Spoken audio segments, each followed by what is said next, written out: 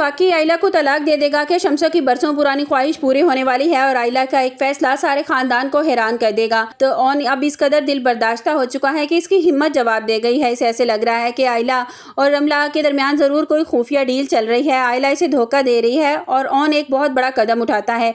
साकिब साहब और अपनी ममानी जान को घर बुलाता है। जैसे ही दोनों घर पहुंचते हैं, ऑन बड़े ठंडे और कड़कदार लहजे में कहता है कि ममानी जान अपनी बेटी से पूछें कि रमला के साथ मिलकर कौन सी डील कर रही थी। मुझे इस पर जरा भी एतबार नहीं रहा। ऑन की आंखों में दुख साफ नजर आ रहा था। वो साकिब साहब की तरफ देखकर कहता है कि मामू जान, अगर आयला मेरे साथ नहीं रहना चाहती तो मुझे कोई इतराज नहीं है। आप इसे अपने साथ वापस लेके जा सकते हैं। अगर मुझसे ये तलाक चाहती है तो मैं तलाक देने के लिए भी तैयार हूँ।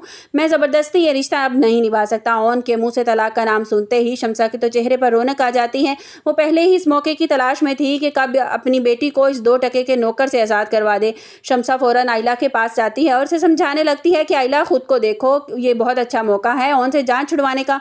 तुम्हारी शक्ल से साफ नजर आ रहा है कि तुम इसके साथ खुश नहीं हो और उसने खुद अब ये तलाक की बात की है ना, तुम पर तो कोई बात नहीं आएगी। चलो मेरे साथ चलो, मैं तुम्हें अपने साथ घर लेके चलती हूँ। वीडियो में आगे बढ़ने से पहले अगर आप मेरे चैनल पर नए हैं तो लाइक और सब्सक्राइब कर दें।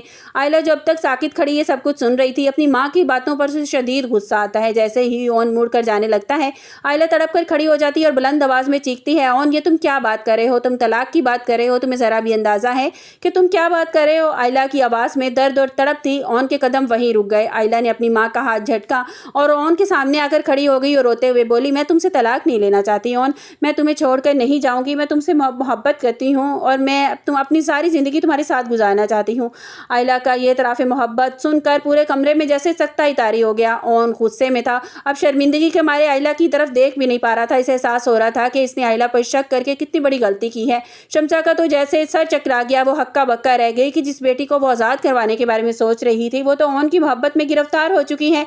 शम्सा ने जब देखा कि आयला इसके साथ जाने से साफ इनकार कर रही है और इसे बाहर आ गई और चिल्लाने लगी, आयला, तुम होश में तो हो? तुम इस नौकर के साथ अपनी ज़िंदगी कैसे गुजार सकती हो? ये लड़का तुम्हें कुछ नहीं दे सकेगा और वो तुम्हारे कोई ख्वाब पूरे नहीं कर सकेगा। आयला ने बड़े सब्र के साथ अपनी माँ को जवाब दिया कि अम्मी, आपने ख्वाब देखे थे ना, मैंने नहीं। मुझे दौलत का, स्टेटस का, बल्कि कुछ भी नहीं चाहिए। मुझे अपनी इज्जत का मुहाफिज करने वाला चाहिए जो ऑन की सूरत में मेरे पास है। आप प्लीज़ यहाँ से चली जाएं। साकिब साहब जो सब देखकर खामोश थे, इनकी आंखों में सुकून की झलक थी। उन्हें अब शम्सा का हाथ पकड़ा और कहा कि चलो शम्सा, अब हमारी बेटी का घर बस चुका है, अब हमें फिक्र करने की ज़रूरत नहीं है और तुम भी ये जिद छोड़ दो कि तुम ऑन और आयला को अलग करना चाहती हो। साकिब साहब और शम्सा के जाने के बाद ऑन और आयला कमरे में अकेले थे। ऑन अब भी अपनी जगह साकित खड़ा था और उसकी आंखें भी नम थीं। आयला आहिस्ता से इसके करीब आई और वही दबी आवाज़ में कहा कि ऑन, क्या सोच रहे हो? और तुम्हें क्या लगा था कि मैं इतनी घटिया हूँ कि मैं किसी के साथ कोई डील करूँगी? रमला यहाँ आई थी लेकिन उसका मकसद सिर्फ मुझे उकसाना था। ऑन ने आयला का हाथ थामा और भरे ही आवाज़ में कहा कि मुझे माफ़ कर दो आयला, मुझे डर था कि कहीं तुम मुझे वाकई छोड़ना चाहती हो।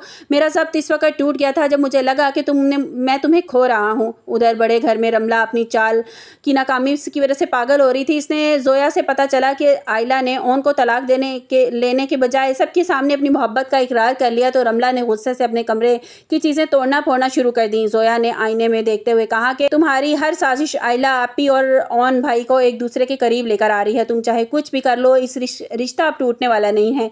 रमला की आंखों में हसद के साथ इंतकाम की आग भी भड़क रही थी और वो खेल अभी ये ख़त्म नहीं हुआ था। अगर आयला और ऑन एक हो गए हैं, अगर आयला और ऑन एक हो गए हैं तो उनका अंजाम बहुत भयानक होगा। अब देखना यह है कि शम्सा अपनी हार तस्लीम कर लेगी और रमला की अगली चाल क्या होगी और क्या आयला ऑन की नई मोहब्बत साजिशों का मुकाबला कर पाएगी। ड्रामा ऐसे मोड़ पर है जहां हर किरदार अपनी आखिरी जंग लड़ रहा है। आयला की सबके सामने ऑन से मोहब्बत का इकरार करना दुरुस्त था और क्या रमला अब कोई नया तूफान खड़ा कर देगी? अपनी कीमती राय का इजहार कमेंट्स बॉक्स में ज़रूर कीजिएगा। जैसे ही शम्सा ये बात सुनेगी, आयला अपनी माँ से कहेगी कि अम्मी, आप कैसी बात कर रही हैं? अब हर बार मेरा घर तुड़वाने के लिए क्यों तैयार हो जाती हैं आप? मैं उनको छोड़कर नहीं जा सकती। जो माथे में मेरे पहले कलंक लग चुका है, मैं अब वो दोबारा नहीं लगवाना चाहती। मैं नहीं चाहती कि हर बार लोग मुझ पर उंगलियाँ उठाएं। मैं जानती हूँ कि मैं पहले भी कितना जलीलो ख्वार हो चुकी हूँ एहतशाम के हाथों, उसके बाद सिकंदर के हाथों, तो अब मैं मज़ीद और जलील नहीं होना चाहती और मैं अब ऑन को छोड़कर नहीं जाऊँगी। और जिस पर जो है साकिब साहब बहुत ज़्यादा खुश होते हैं और अपनी बेटी के सर पर हाथ रखते हैं और कहते हैं कि बेटा, मुझे तुमसे यही उम्मीद थी। तुमसे जो भी गिले थे ना वो सारे ख़त्म हो चुके हैं, क्योंकि मैं समझ चुका हूँ कि तुम मेरी बेटी हो और मेरी परवरिश का तुमने सबूत दे दिया है। जिस पर साकिब साहब बहुत ज़्यादा खुश होते हैं और शम्सा का हाथ पकड़ के उसे ले जाते हैं और कहते हैं कि चलो घर चलें, अब कोई भी बात करने की ज़रूरत नहीं है। ओन जो है शर्मिंदा होता है बहुत ज़्यादा और आयला से कहता है कि मुझे माफ़ कर दो, मुझे तो ऐसे ही लगा था कि तुमने इसको घर बुलाया था, जबकि हुआ ऐसा नहीं था। रमला को आयला ने घर नहीं बुलाया था। लेकिन अगर आपको याद हो कि एक एपिसोड में कॉफ़ी पीने के लिए गए थे ओन और उसका एक दोस्त था जो राफ़े, वो कॉफ़ी पीने के लिए गए थे। तो राफ़े ने बताया था इसको रमला को कि घर का एड्रेस बताया था कि फ़लाँ बिल्डिंग है, तो वहाँ पे ये ओन और आयला रहते हैं। तो वही पता करके वो वहाँ पे पहुँच गई थी। इसमें आयला का कोई कसूर नहीं था। आपको मेरी वीडियो कैसी लगी कमेंट्स बॉक्स में अपनी कीमती राय का इज़हार ज़रूर कीजिएगा। मिलते हैं एक नई वीडियो के साथ। अपना बहुत सा ख्याल